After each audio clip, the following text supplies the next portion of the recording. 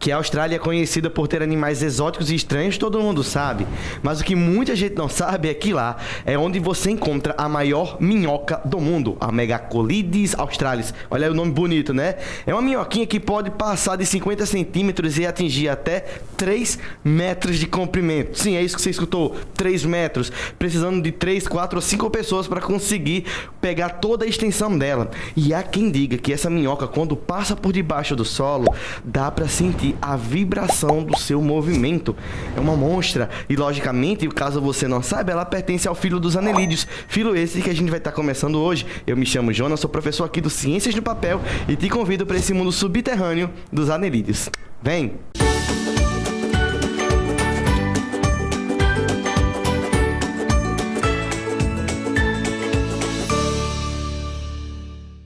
E aí, galera massa, sejam bem-vindos a mais uma aula aqui no Ciências do Papel com seu querido Prof. Jonas. E a gente vai dar prosseguimento à nossa playlist, agora seguindo com o grupinho dos anelídeos.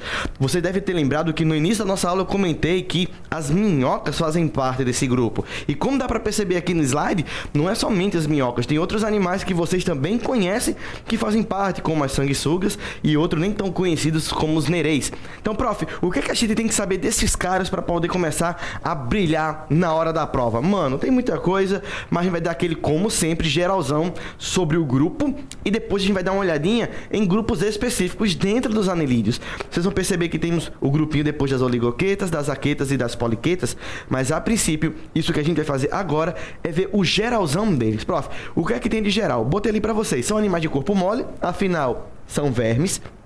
Tem um corpinho cilíndrico, um corpinho também úmido, mas o mais interessante, gente, é que o corpo é segmentado.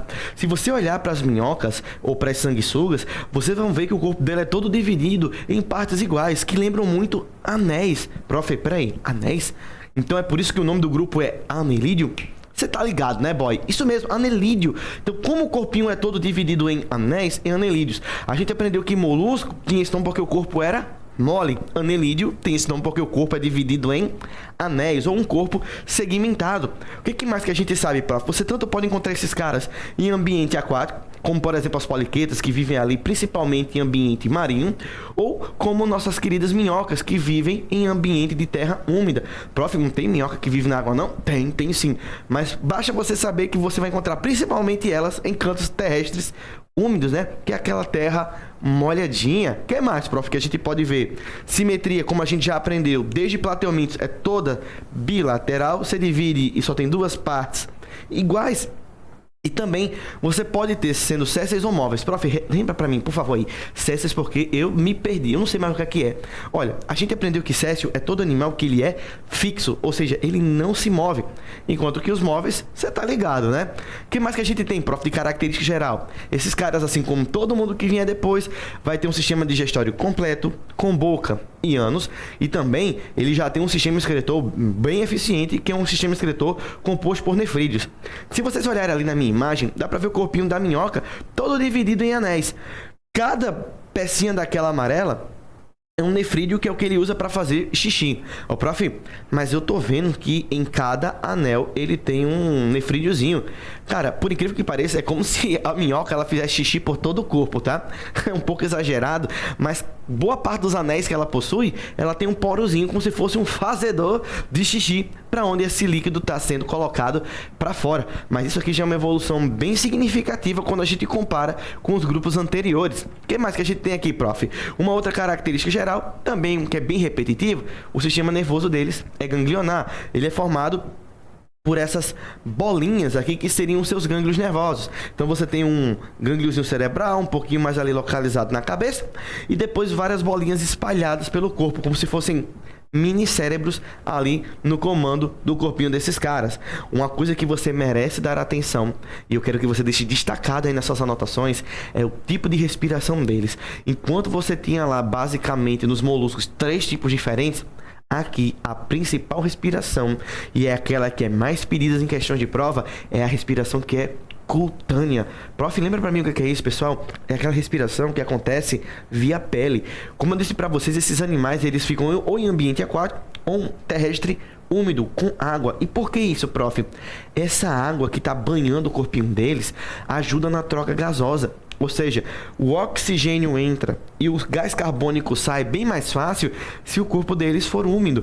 Então é de se esperar que esses animais tenham muito mais vantagem em ambientes molhados do que em ambientes secos. Se você pegar, por exemplo, uma minhoca e soltar aqui no sertão do Nordeste, você vai ter sérios problemas para a bichinha, porque é uma terra muito seca, ela desidrata e não respira. Então, prof, mas tem outro tipo de respiração?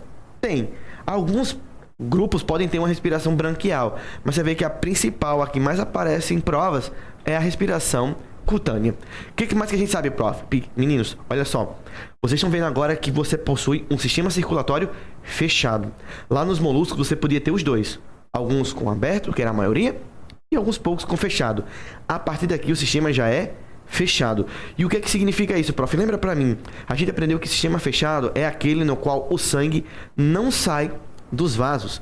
E isso é importante porque você pode dar uma maior distribuição e perder menos tempo na hora de espalhar os nutrientes. Uma coisa bacana delas também é porque elas têm essa presença de hemoglobina. Se você pegar uma minhoca e cortar ela ao meio, ela sangra, tá? E quando ela sangra, você vai ver que o sangue que está saindo, o líquido que está ali é avermelhado, porque hemoglobina é um pigmentozinho que deixa o sangue vermelho.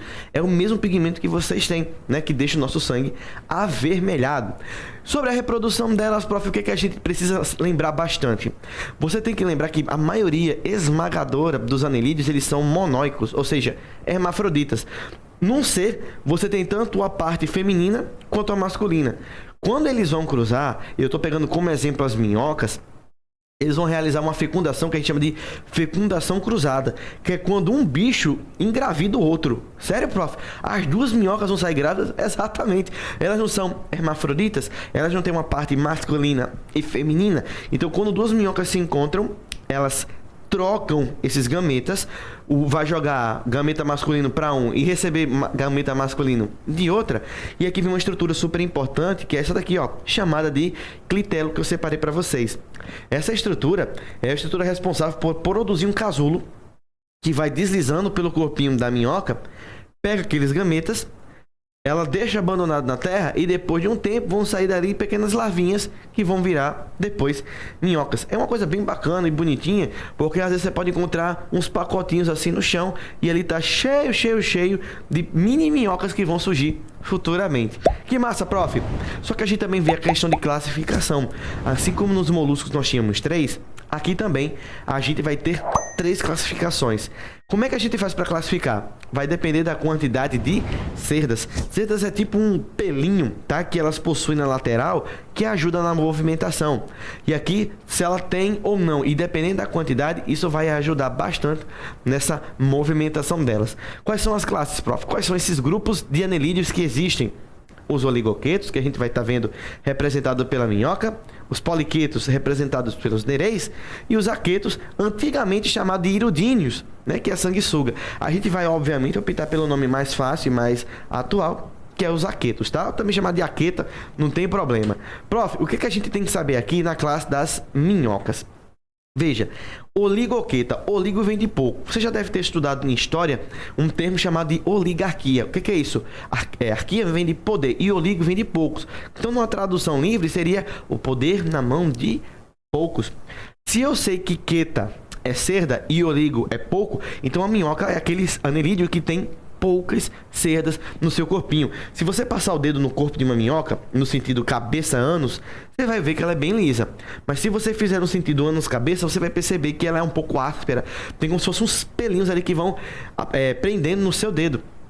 Essas estruturas são as cerdas, que ajudam elas a locomover e também se prender melhor no solo. Como eu falei para vocês, elas podem viver em ambiente aquático ou terrestre úmido e o tamanho varia. Você pode ter minhoquinhas pequenininhas, como também um exemplar aqui da região norte do Brasil, que é o minhocossu, uma minhoca que pode chegar até 2 metros de comprimento e que está ameaçada de extinção, porque a galera simplesmente diz que é bom comer isso daí. Olha, o povo tem um gosto muito estranho, cara, muito estranho, muito peculiar. Agora, Sabe o que, que eu acho que é mais gostoso do que o Miyokosu? O seu like. O seu like é mais gostoso. Eu tenho certeza que o seu like é mais gostoso do que isso daí. Então você vai lá, maceta o like, compartilha com aquele seu amigo mané que tá estudando em outro canto, tendo aqui o Ciência no Papel te fornecendo uma dica maravilhosa dessa. E também não deixe de se inscrever no canal e ativar as notificações para não ficar por fora de nada que a gente tá colocando aqui. Agora, prof, eu já entendi que eles podem estar em vários ambientes. O sistema digestório a gente viu que ele é completo, mas nas minhocas tem um detalhezinho que eu queria conversar com vocês. Ele tem duas estruturas no seu tubo digestivo que merecem a nossa atenção. Que estruturas são essas, prof? O papo e a moela. Fins, caso você não tenha percebido, minhoca não tem dente. Prof, eu vi uma minhoca com dente. Aquela minhoca que você viu lá no parque de diversões é outra coisa, tá? Pelo amor de Deus, deixa as drogas. Aqui dali não é minhoca, não. Mas minhoca não possui dente. Então como é que ela faz para poder, né, engolir a comida? Ela vai somente abrindo a boca e vai engolindo a comida junto com a terra e não se machucar. O papo, ele é uma estrutura que ajuda a amolecer, ele umedece toda a comida que entra, inclusive a terra. E a moela, ela vai ajudar com outra coisa, ela vai ajudar triturando. A minhoquinha, quando ela vai engolindo algumas pedrinhas, elas vão triturando a comida. Então, toda vez que a moela contrai, as pedrinhas que estão ali dentro funcionam como dentes. Então, a moela contrai, a pedrinha, pum, amassa e aí você vai triturando a comida. Esse trajeto, né, que a terra faz por dentro da minhoca é muito, muito, muito importante por causa disso daqui, ó. Toda vez que a minhoca ela vai fazer cocô, esse cocô que ela libera basicamente é uma terra misturada com compostos cheios de nitrogênio. Prof, mas e por que isso é importante? Gente, compostos nitrogenados, compostos ricos em nitrogênio enriquecem muito o solo. Eles ajudam a trazer uma fertilidade imensa. Tanto que quando você vai usar adubo químico, quase todo adubo químico ele tem nitrogênio envolvido. Só que veja, a minhoca, ela coloca isso de forma natural. Então toda vez que a comida passa ali por dentro, ela vai colocando nitrogênio liberado pelo próprio corpo, ali durante a digestão. E quando ela defeca, ela libera isso que nós chamamos de humus. Basicamente o melhor fertilizante da face da terra, porque é principalmente 100% natural. Além disso, uma outra importância dessas coisas fofas é porque no que elas vão cavando por dentro da terra, elas deixam o solo mais fofo, permitindo que o ar entre com mais facilidade e também a água. Imagine você uma planta cheia de raízes, desesperada para pegar água e não está conseguindo. As minhocas vão fazendo galerias, cavando ali por baixo, e quando chove, aquelas galerias se enchem. Isso, nossa, ajuda a reter água, que é mega importante para uma plantinha. Que massa, né, prof? Sobre as sanguessugas, o que, que a gente sabe? Ela pertence ao grupo dos aquetas. A é ausência e queta é cerda. Então, basicamente, o corpo dela não tem nenhuma cerda. Você vai passar o dedinho lá, tá liso, liso, liso, liso, bem facinho. São animais que têm duas ventosas, né? Uma para poder sugar o sangue e outra para servir de apoio, né? Para poder se fixar e poder andar. E a gente sabe que elas são parasitas, né? Elas gostam de comer sangue. Prof, se uma sanguessuga me prender, eu devo fazer alguma coisa? Normalmente, ou você espera ela terminar, ou de preferência, você passa alguma coisa quente nas costas dela. Tentar puxar uma sanguessuga à força vai trazer mais dor para você do que traria para ela. Então, guarda isso no coração. Também você vai encontrar ela principalmente em ambiente de água doce. Você não vai encontrar a sanguessuga em ambiente de água salgada. E uma curiosidade é que no passado elas eram usadas muito, muito mesmo para ação cicatrizante. Sério, prof? Sim, alguns também utilizavam até mesmo para remover hematomas. E pra gente tá caminhando aqui pro fim, a gente tem a classe das poliquetas. Olha só, queta é cerda. Se oligo é pouco e A é nenhum, poli são vários. Então, se você olhar aqui para minha imagem, uma característica da poliqueta é que ela tem várias, olha que legal, várias cerdas. E esses aqui são animais exclusivamente marinhos. Você não vai encontrar eles, teoricamente, em água doce. São animais muito compridos que podem chegar também aí a quase 3 metros, 3,5 metros de comprimento. E alguns são bem perigosos, possuindo até mesmo veneno. Então, fica ligado. Prof, mas se ela vive no mar, qual é o principal tipo de respiração delas? Basicamente aqui, pode ser cutânea? Pode, mas você também vai ter principalmente uma respiração de tipo branquial. E se você curtiu essa aula, fica ligado que a gente tem uma playlist completa sobre reino animal para que você fique por dentro. Um cheiro bem grande e até a próxima. Valeu!